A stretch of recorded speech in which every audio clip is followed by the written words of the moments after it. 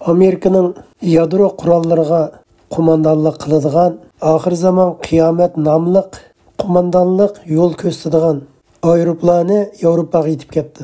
Bu qo'mondonlik markazi har vaqt Rossiya davlatini yer sharidan yo'q qilib etish imkoniyatiga ega ekan. Bunda bo'lishdagi sabab Rossiya davlati har zaman og'izdan tushmay so'zlab kelayotgani yadro qurollar orqali Ukraina davlatini yoki NATOni yo'q qilib etamiz deb so'zlagan bayonotiga Amerika davlati jiddiy inkos qaytirib, har vaqt yadro urushiga ilib borgan jiddiy tayyorlik ekan.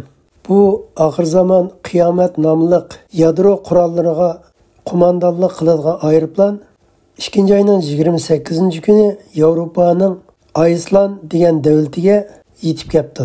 Bu aeroplan bevosita Amerika 5 burchaklik binosi bilan parallel holda turib, Amerikaning dengiz armiyasi va quruqlik armiyasining yadro qurollari bilan qurollangan bo'limlariga bevosita qo'mondonlik qiladi ekan.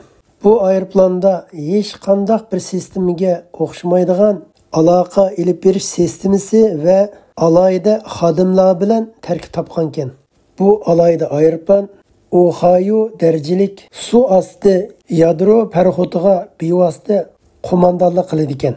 Ohio darajalik suv osti yadro paraxoti yarim soat ichida yer sharidagi 200 dan ortiq shaharlarni yo'q qilib etish qudratiga ega ekan.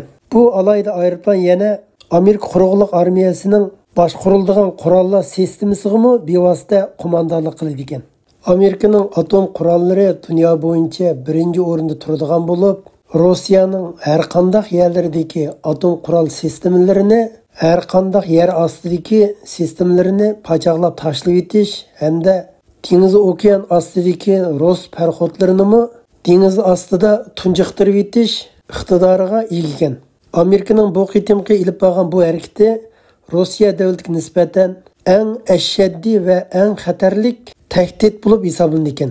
Chunki Amerikaning bunday bir harakatni ep berishi Rossiyaning prezidenti butun huquqni Gitlerga o'xshash alqiniga changallayib bilib, Rossiya davlatining Putinning sarangliq g'aljir bo'lishini kontrol qilolmaydiganligini faraz qilib, hamda Putin rahbarligidagi Rossiya davlati talvilacha atom qurollarini ishlatishga buyruq tushirish harfisida Rossiya davlatini butunlay yer sharidan yo'qotib etishga to'g'ri keladi ekan.